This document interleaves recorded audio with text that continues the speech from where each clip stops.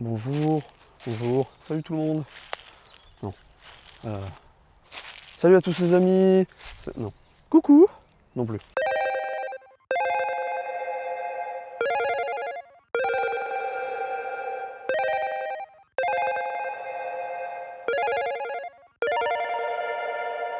Ne vous êtes-vous jamais demandé comment un arbre grandit?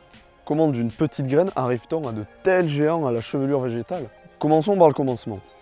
Cette graine vous semble peut-être insignifiante, mais laissez-lui le temps et elle deviendra un immense et bel arbre. Cependant, avant de devenir arbre, la graine doit germer. Une fois tombée au sol, si elle dispose d'assez de chaleur mais surtout d'humidité, la graine va se réveiller et éclater sous l'action du germe. On appelle ce phénomène la germination. Dans un premier temps, le germe pousse grâce aux réserves nutritives contenues dans la graine. Puis, il se divise en deux parties. L'une commencera sa descente pour donner naissance aux racines. On parlera de gravitropisme ou anciennement géotropisme.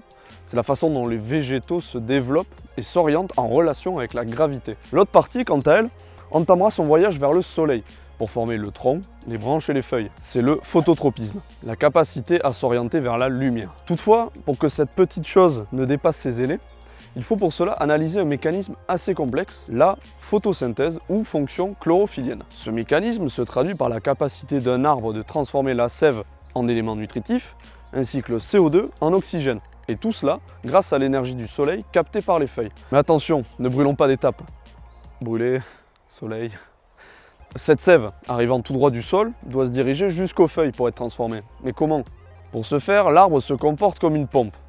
Il va conduire vers les feuilles l'eau et les sels minéraux captés dans le sol par les racines. Ce mélange est ce que l'on appelle la sève brute. Toutefois, avant que cette sève n'arrive à destination, trois phénomènes entrent en scène. L'évaporation, qui se produit au niveau des feuilles des arbres. Sous l'effet de la chaleur du soleil, une partie de l'eau contenue dans la sève se transforme en vapeur, ce qui crée une légère dépression. Cette dépression agit comme une pompe et aspire la sève vers le haut de l'arbre. La pression racinaire, résultante du phénomène d'osmose, ce dernier pousse l'eau à se déplacer du milieu le moins concentré en sels minéraux vers celui le plus concentré. Les racines étant très concentrées en sels minéraux, elles attirent l'eau du sol, créant de ce fait une pression qui attire la sève vers le haut de l'arbre. Et la capillarité. La capillarité, tout le monde connaît ce phénomène. Quand on prend son petit morceau de sucre et qu'on le plonge à la surface de son thé ou de son café, le liquide va remonter à travers le sucre.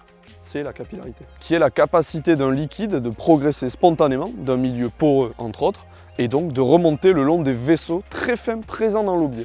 L'aubier, c'est cette partie de l'arbre se situant entre le bois de cœur ou duramen et le cambium. Cette région périphérique est un bois vivant, plus poreux, plus tendre, plus clair et plus hydraté que le duramen, et dont ces vaisseaux conducteurs véhiculent la sève brute. Par la suite, cette sève brute va être transformée en sève élaborée par les feuilles, qui fonctionnent comme de petites usines grâce à l'énergie du soleil et à la chlorophylle. Ces échanges gazeux s'effectuent par des stomates, de toutes petites ouvertures situées sur la face inférieure de la feuille. Elles vont alors conserver le carbone qui, une fois mélangé à l'eau, va donner des glucides, des sucres indispensables à l'arbre, et rejette par la suite de l'oxygène dans l'atmosphère. Toutefois, s'il est bien vrai et connu de tous que l'arbre capture du gaz carbonique et produit l'oxygène, il n'en reste pas moins un organisme vivant. En effet, comme tout organisme vivant, il possède un système respiratoire.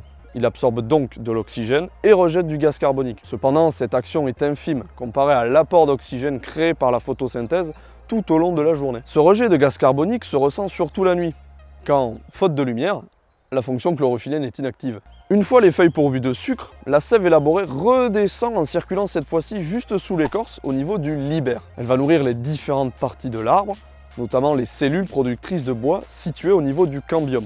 C'est donc ces mêmes cellules qui, des racines au bourgeon, en passant par l'écorce du tronc, vont permettre à l'arbre de grandir. Alors en cette journée du 20 mars, jour du printemps, prenez le temps de contempler ces colosses de Dame Nature, au détour d'une forêt ou d'un parc. Prenez le temps de vous asseoir à leur ombre et d'écouter le bruit du vent qui danse dans leurs branches. Afin de vous laisser sur une note de douceur et de calme sylvestre, je clôturerai cette vidéo par une citation de l'apaisante voix de Pierre-Alain de Garrigues. Merci pour votre visionnage, amicalement vôtre.